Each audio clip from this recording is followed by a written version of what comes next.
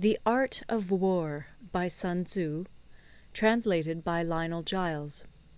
Part 11. The 9 Situations. Sun Tzu said, "The art of war recognizes 9 varieties of ground. 1. Dispersive ground. 2. Facile ground. 3. Contentious ground. 4. Open ground. 5. Ground of intersecting highways. 6. Serious ground. 7. Difficult ground. 8. Hemmed-in ground. 9. Desperate ground." When a chieftain is fighting in his own territory, it is dispersive ground. When he has penetrated into hostile territory, but to no great distance, it is facile ground. Ground the possession of which imports great advantage to either side is contentious ground. Ground on which each side has liberty of movement is open ground. Ground which forms the key to 3 contiguous states, so that he who occupies it first has most of the empire at his command, is a ground of intersecting highways. When an army has penetrated into the heart of a hostile country, leaving a number of fortified cities in its rear, it is serious ground. Mountain forests, rugged steeps, marshes, and fens, all country that is hard to traverse, this is difficult ground.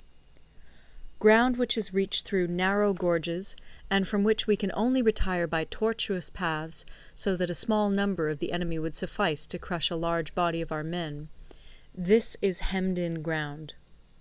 Ground on which we can only be saved from destruction by fighting without delay is desperate ground. On dispersive ground, therefore, fight not. On facile ground, halt not. On contentious ground, attack not. On open ground, do not try to block the enemy's way. On the ground of intersecting highways, join hands with your allies. On serious ground, gather in plunder. In difficult ground, keep steadily on the march. On hemmed-in ground, resort to stratagem. On desperate ground, fight. Those who were called skillful leaders of old knew how to drive a wedge between the enemy's front and rear, to prevent cooperation between his large and small divisions, to hinder the good troops from rescuing the bad, the officers from rallying their men. When the enemy's men were united, they managed to keep them in disorder. When it was to their advantage, they made a forward move. When otherwise, they stopped still. If asked how to cope with a great host of the enemy in orderly array, and on the point of marching to the attack, I should say, begin by seizing something which your opponent holds dear. Then he will be amenable to your will. Rapidity is the essence of war. Take advantage of the enemy's unreadiness, make your way by unexpected routes, and attack unguarded spots. The following are the principles to be observed by an invading force. The further you penetrate into a country, the greater will be the solidarity of your troops, and thus the defenders will not prevail against you.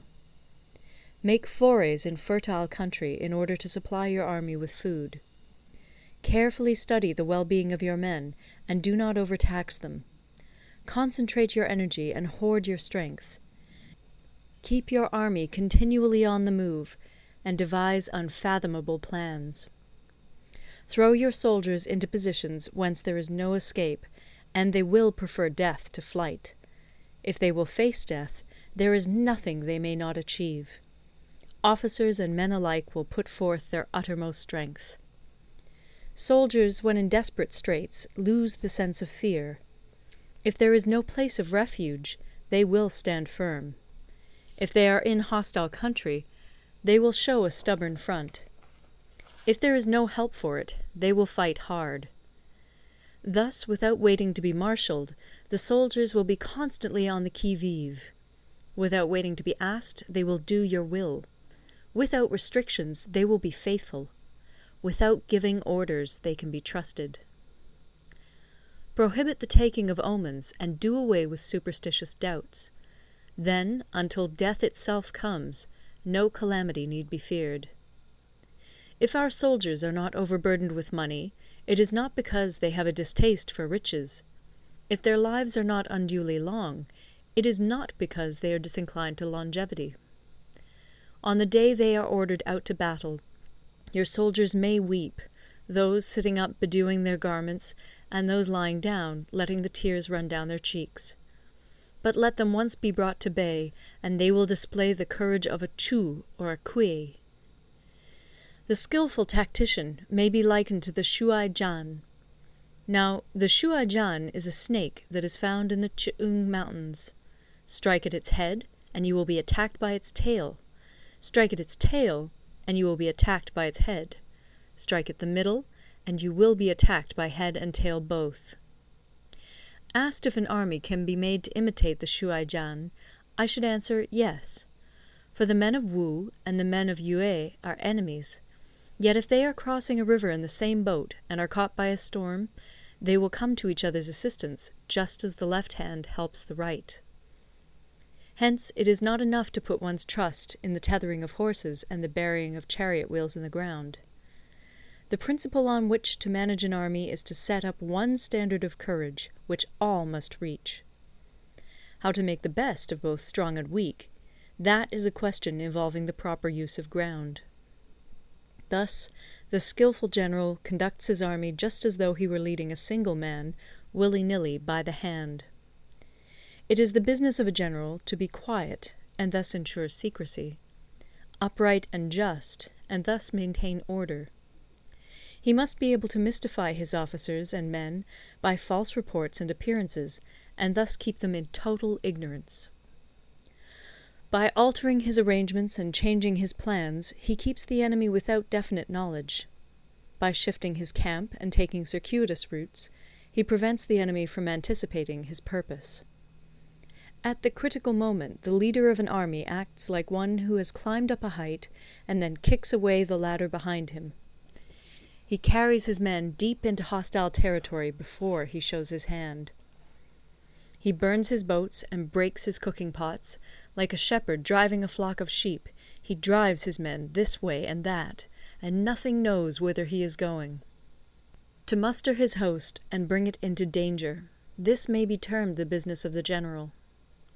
The different measures suited to the 9 varieties of ground, the expediency of aggressive or defensive tactics, and the fundamental laws of human nature, these are things that must most certainly be studied. When invading hostile territory, the general principle is that penetrating deeply brings cohesion. Penetrating but a short way means dispersion. When you leave your own country behind and take your army across neighborhood territory, you find yourself on critical ground. When there are means of communication on all 4 sides, the ground is one of intersecting highways. When you penetrate deeply into a country, it is serious ground. When you penetrate but a little way, it is facile ground. When you have the enemy's strongholds on your rear and narrow passes in front, it is hemmed-in ground. When there is no place of refuge at all, it is desperate ground. Therefore, on dispersive ground I would inspire my men with unity of purpose. On facile ground, I would see that there is close connection between all parts of my army. On contentious ground, I would hurry up my rear. On open ground, I would keep a vigilant eye on my defences. On ground of intersecting highways, I would consolidate my alliances. On serious ground, I would try to ensure a continuous stream of supplies. On difficult ground, I would keep pushing on along the road. On hemmed-in ground, I would block any way of retreat. On desperate ground, I would proclaim to my soldiers the hopelessness of saving their lives. For it is the soldier's disposition to offer an obstinate resistance when surrounded, to fight hard when he cannot help himself, and to obey promptly when he has fallen into danger. We cannot enter into alliance with neighbouring princes until we are acquainted with their designs. We are not fit to lead an army on the march unless we are familiar with the face of the country, its mountains and forests, its pitfalls and precipices, its marshes and swamps. We shall be unable to turn natural advantages to account unless we make use of local guides. To be ignored of any one of the following 4 or 5 principles does not befit a warlike prince. When a warlike prince attacks a powerful state, his generalship shows itself in preventing the concentration of the enemy's forces. He overawes his opponents, and their allies are prevented from joining against him. Hence he does not strive to ally himself with all and sundry, nor does he foster the power of other states. He carries out his own secret designs, keeping his antagonists in awe. Thus he is able to capture their cities and overthrow their kingdoms. Bestow rewards without regard to rule, issue orders without regard to previous arrangements, and you will be able to handle a whole army as though you had to do with but a single man. Confront your soldiers with the deed itself. Never let them know your design. When the outlook is bright, bring it before their eyes, but tell them nothing when the situation is gloomy.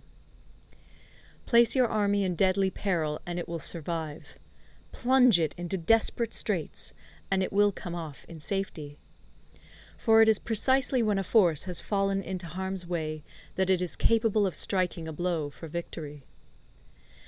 Success in warfare is gained by carefully accommodating ourselves to the enemy's purpose. By persistently hanging on the enemy's flank, we shall succeed in the long run in killing the commander-in-chief. This is called ability to accomplish a thing by sheer cunning. On the day that you take up your command, block the frontier passes, destroy the official tallies, and stop the passage of all emissaries. Be stern in the council chamber, so that you may control the situation. If the enemy leaves the door open, you must rush in. Forestall your opponent by seizing what he holds dear, and subtly contrive to time his arrival on the ground. Walk in the path defined by rule, and accommodate yourself to the enemy until you can fight a decisive battle. At first, then, exhibit the coyness of a maiden, until the enemy gives you an opening. Afterwards emulate the rapidity of a running hare, and it will be too late for the enemy to oppose you. End of Part 11. Recorded in Toronto, Ontario by Moira Fogarty, October 2006.